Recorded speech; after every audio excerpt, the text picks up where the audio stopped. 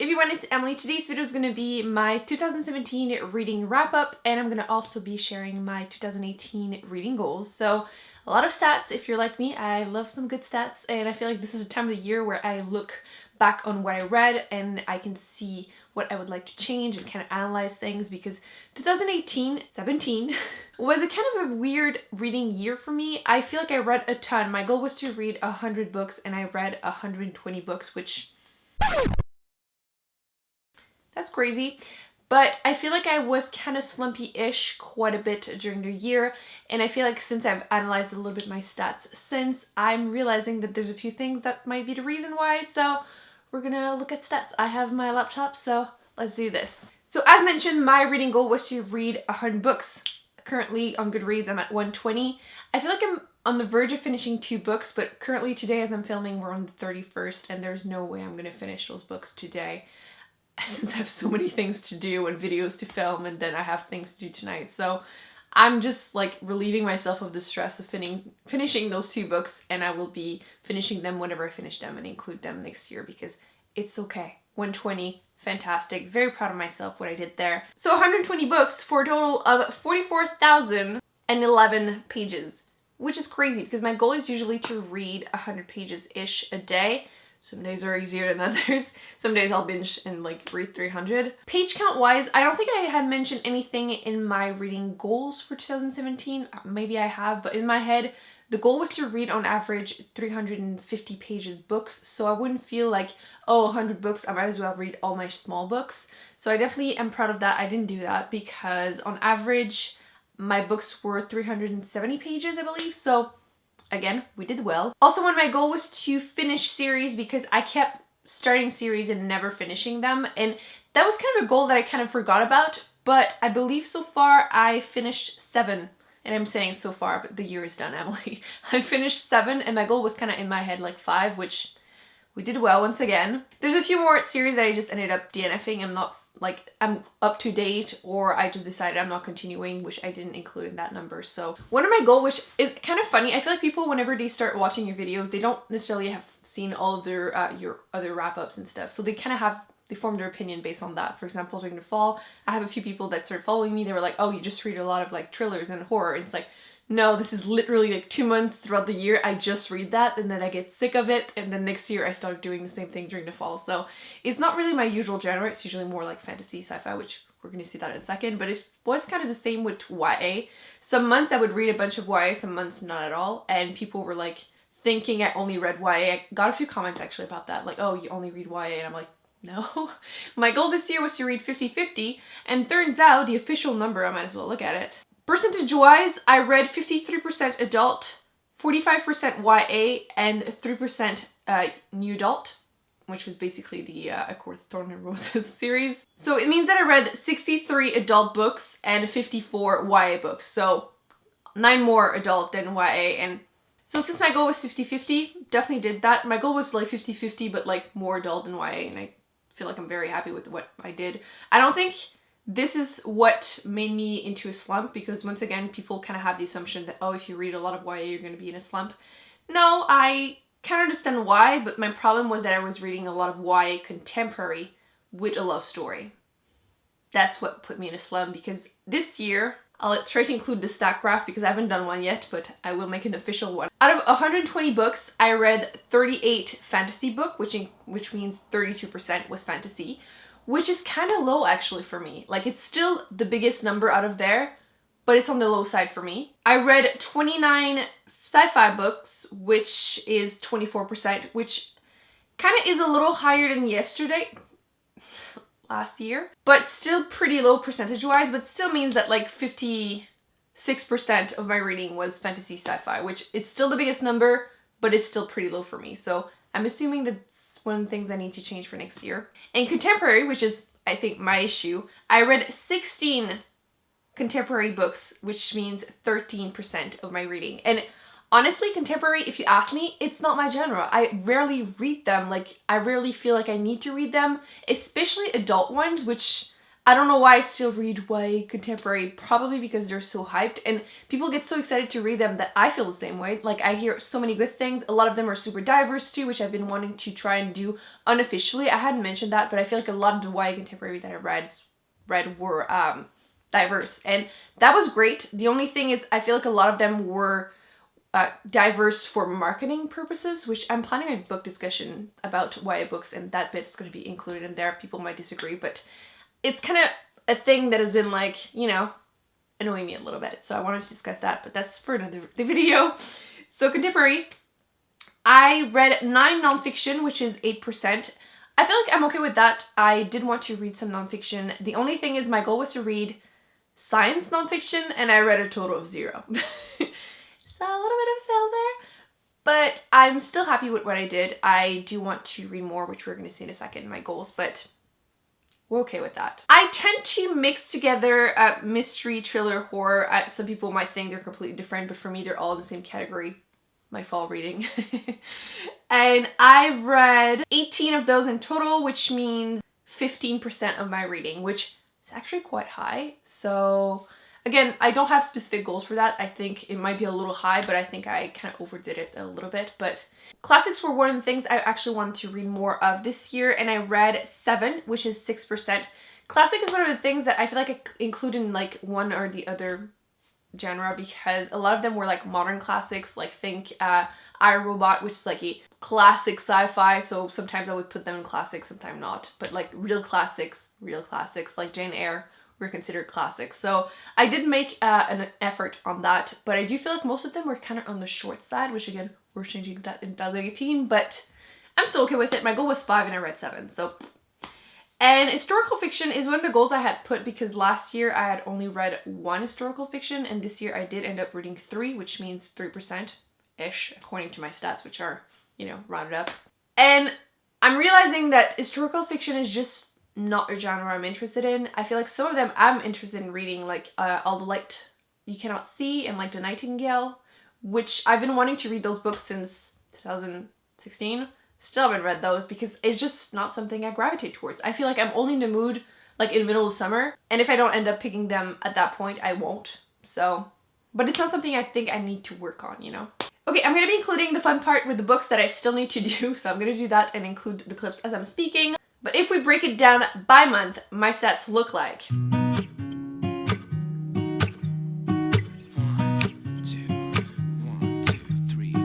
I've been feeling so small. Watch the clock ticking off the wall. But tonight I'm letting it go. Spend my coin for sure. I'm gonna be myself, or I could be someone else. No one's stopping me now. I'm gonna skip my breaks, I'm gonna make mistakes. I just wanna feel alive. It's just what I do when I'm out, so try not to hold me down. Feel alive when I'm in this town. Look at those beautiful stars. I wanna drive a faster car. Nothing can break me, no, no, nothing can break me. Try not to hold me down. Feel alive when I'm in this town. Look at those beautiful stars. I wanna take a trip to Mars. Nothing can break me, no, no, nothing can break me.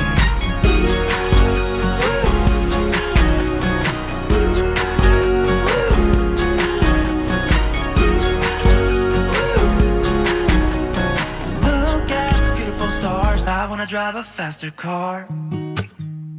Lay my troubles to rest.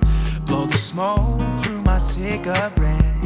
So you can kind of see according to my stats that I kind of got a little tired towards the end of the year because of the mix of a lot of contemporary YA love story during the summer, and also in the fall there was one book from the Pine series. The 3rd book didn't arrive for like a month, and I was like trying to binge that series and nothing else was enough. Like, that's the only book I wanted to finish. So yeah, it made me a little bit in a slump. And right now I'm just really busy in December. So still kind of proud of what I did, but it's okay. Some months you're just not in the mood to read, and it's okay. Now let's look at how big the books I read were and how many in each category, because I think that's one of the stats I was interested in looking at. Page length. So under 100 pages, I've read 8 books, which Most of them were like novella. I think I read Mitosis, which is like a novella in the Reckoner series, so it's like 35 pages or something, so it was very small. But also some of the books were like the Harry Potter Pottermore Present series, which all the books were like 70 pages and there were 3. So it does tend to increase the number of books I read, but at the same time it reduces my average pages per book. So, but I didn't like purposely choose them for them to be small. So again, let's just continue. Books that were 100, between 100 and 200, there was 9 of them. Between 200 and 299, there was 16 books. And then main category for me is between 300 and like 500 pages. So between 300 and 399, there was 45 books. So most of them. And then between 400 and 499, there was 24 books. And this is kind of where I'm like surprised, pleasantly surprised with myself.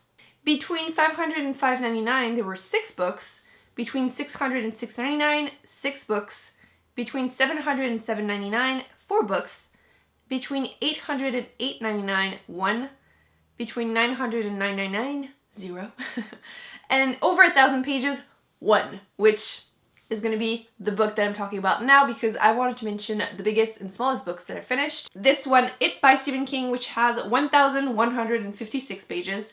That was a long one. That took me so long to read, but I mean, it was fun until the ending. And then for the shortest book that I've read, it was Mitosis by Brandon Sanderson. It's a novella, like I mentioned. It has 35 pages, so that was pretty short. Other than that, I don't know what other stats you are interested in. Let me know for next year, I guess. Male versus female for the author gender. 71 books, in other words, 59% of my books were written by women. 47 books, so 39% were written by men. And then both, there's 3, so 3% according to my bad stats. For my average rating, I gave like 3.5 according to Goodreads because they don't have that 0.5, so it's pretty much what my stats were, maybe a little lower because this year, I mentioned, it was kind of a crappy reading year, which is... Oh, last stats I wanted to share before we go towards the goals. 20 books that were published in 2017, which that is a huge change for me because usually I just read whatever. I didn't really focus on what was new. Plus, I tend to avoid reading a lot of new books since they're pretty expensive. And a lot of the books that I buy are used and usually the new books are not necessarily there. So a lot of them were from the library and a lot of them were audiobooks. So the waiting wasn't so long. And yeah, a lot of them were also YA contemporary that were just recent. So my ratings were pretty for the newest books. But there was still 25 that were published in 2016 and then 39 that were published between 2011 and 2015. So a lot of my books were pretty recent. So for books that were published before 2010, there are like 25% of them. But 25% is pretty good. I don't really have specific goals for that for next year, but it's just interesting stats, you know. Now we're ready to discuss 2018 because we need to make changes because this year was kind of, you know, I feel like we've kind of seen that. My stats, my ratings weren't super great, although I did read a bunch of books. But this year I'm reducing my goal for Goodreads. I think I'm going to put it at 50. I feel like it's still kind of big and I just don't want it to stress me. So yeah, for now it's going to be 50. I'll readjust middle of the year if I feel the need to. For 2018, my main goal is to read big books. I've already put up the video, so I'll link it on the screen and down below for the big books that I want to read.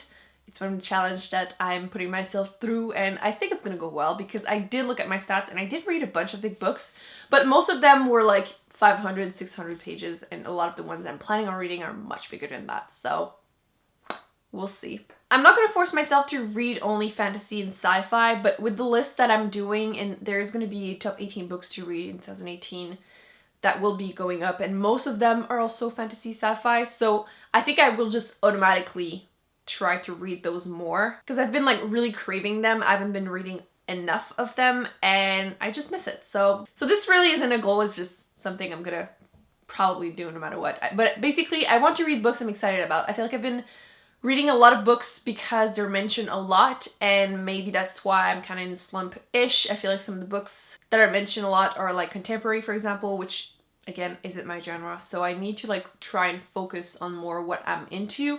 It doesn't mean that I'm not gonna read any YA or any contemporary or any whatever, because I probably will, but it's just like consciously I want to try and focus on the books I've been excited to read for so long, like these ones, and for some reason I haven't been picking up. I don't know why I've been doing that to myself. It's like I want to keep them on my shelf because I know I'm going to be excited to read them eventually, and if I read them then I might not like them, or then they're going to be gone and I won't have that to look forward to, which is, it's silly. So we're fixing that. I do want to read some classics, but I'm not going to put any goals per se, although some of them are in my big book goals, so I might pick those up and I might enjoy them, but I'm not going to force myself. So yeah, big books, over 500 pages. The book, 18 books that I plan on reading 2018. Lots of fantasy, sci-fi, but just because that's what I want, not because I have to. I think I'm probably still going to do the 50-50 adult YA.